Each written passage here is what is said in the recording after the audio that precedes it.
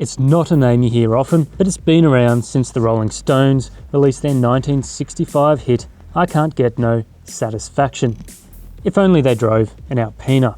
While this B3 basically takes the BMW 3 Series to the extreme, it's not quite an M3. But it is a comfortable, luxurious Bavarian missile that even beats the M car for power and torque. What's better is that the local brand for the Buchloe-based German builder has reduced the price of his existing B3 from $142,900 plus on-road costs to $116,990 drive away. And on paper and in the real world, that's pretty good value. Well, with a nice wide door, it's pretty easy to hop into this mid-size sedan, but you know it's not a normal BMW 3 Series when you cross that Alpina door sill. There is, however, a generous amount of space up front, which you'd find in the normal 3 Series. Good room between the front two occupants and a generous sized center console arm with a USB charging port underneath. There is, however, unique Alpina black headliner. We have an optional sunroof overhead. However, it's the seats that really stand out, with the Buchloe brand choosing a special kind of leather with unique contrasting piping and stitching down the middle. There's also a unique Alpina emblem mounted onto the backrest. We also get unique elements in here on the door panel, and the whole feels pretty special.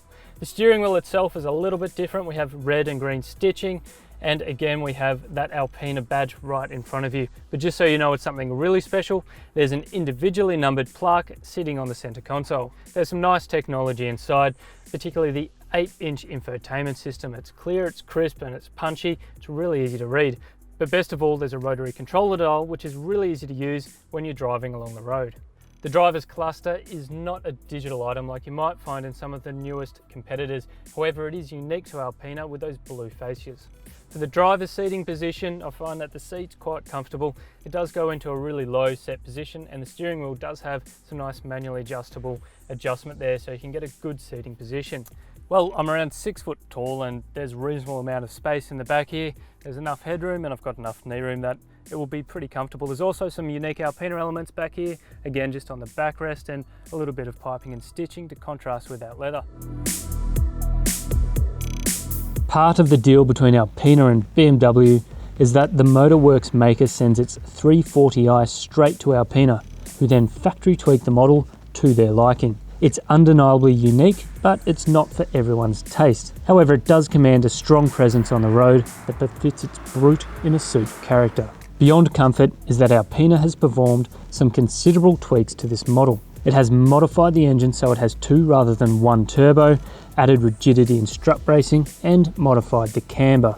The engine is a 3-litre straight-6 twin-turbo petrol motor producing 324 kilowatts of power at 6,250 RPM, about the same as an M3, and 660 Nm of torque at 3,000 to 4,500 RPM, which is more than the M Division's best effort. Acceleration is rapid, with the Buchloe Brute launching from a standing start to hit 100 kilometers an hour in 4.3 seconds. And getting up to triple figures is a lot of fun because that 8-speed automatic transmission, it's pretty rapid, really quick to shift through.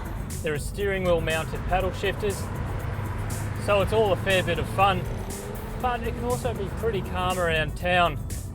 And this is where Alpina's special unique tuning really comes into its own. The adaptive dampers have used evac springs. The BMW dampers have modified them so that in comfort mode they're really quite cushiony and slack. There's a little bit more body roll though, of course, so once you get up into the twisting corners you want to be hitting that sport mode button. It just sharpens up everything, including that variable steering, which reacts really nicely. There's also a bit more negative camber on the front tyres, strut brace across the engine, and some modified engine mounts and points as well because it has a modified engine. So it's a little bit different, it just makes it a little bit more rigid. You can really point that nose into corners when you're coming in with a lot of pace. Helping that, of course, you've got larger brake disc rotors as well. Just some differences in the entire mechanical package, which really helps make this quite a fun car to drive up in the twisties. I mean, it's not the sort of fingertip finesse steering you get from a supercar or anything like that, but for a car of this size and with this sort of comfort around town, it really is quite agile up here in the mountains, having a little bit of fun.